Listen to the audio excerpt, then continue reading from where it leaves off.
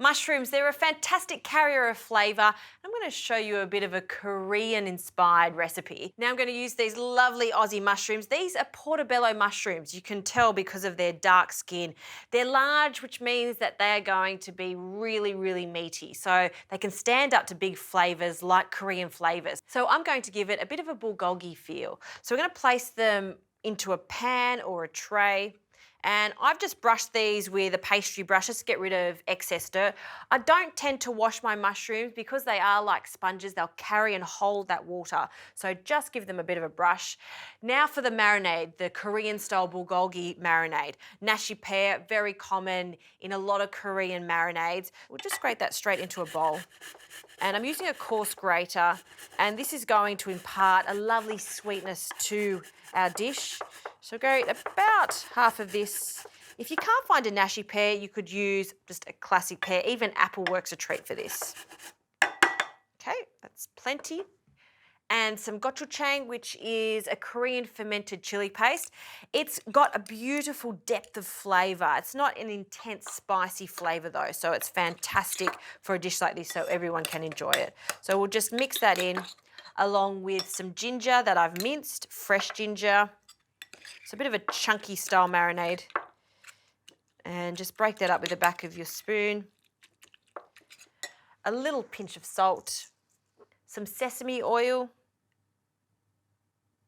Okay, and last, some dark soy. Again, we really want those deep, bold flavours. So we'll just add a good splash of that. And we'll give that one last stir. Okay, now I'm going to drizzle this on these beautiful mushrooms. And I'm just putting it on the gill side, so the brown side of this. And that'll just allow it to absorb all that flavour.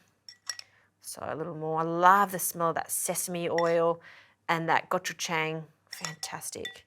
And because these mushrooms are so large, we'll say one mushroom per person. So this is going to serve 4 people.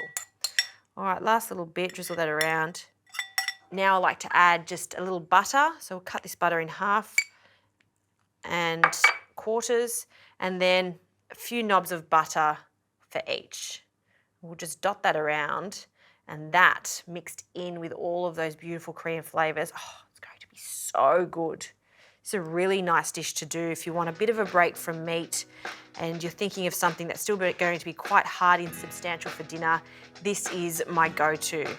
All right, that's looking good. I've preheated my oven, quite hot, around 200 degrees, and we're going to cook these for about 15 minutes or until they've caramelised and cooked down slightly.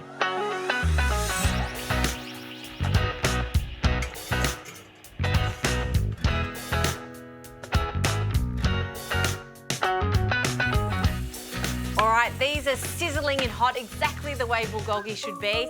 And now we just have to plate them up. So I'll just let them cool for a moment while I prepare my bowl. So in a bowl, some butter lettuce leaves. We'll place that on the side, along with some hot, steamy rice on the side there too. And Korean food is never complete without good old kimchi. I do love kimchi and it goes so well with the mushrooms. I'm going to place a generous portion of this on the side. Kimchi, it's a fermented cabbage. It's got garlic in it, chili flakes. It's so good for you too. And our beautiful mushrooms. Now you can leave them whole, or I'm going to cut one of these into bite-sized pieces.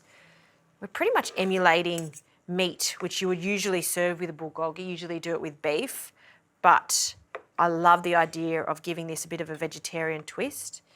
And once I've cut them in half, we'll just place them on top. Arrange them wherever you like.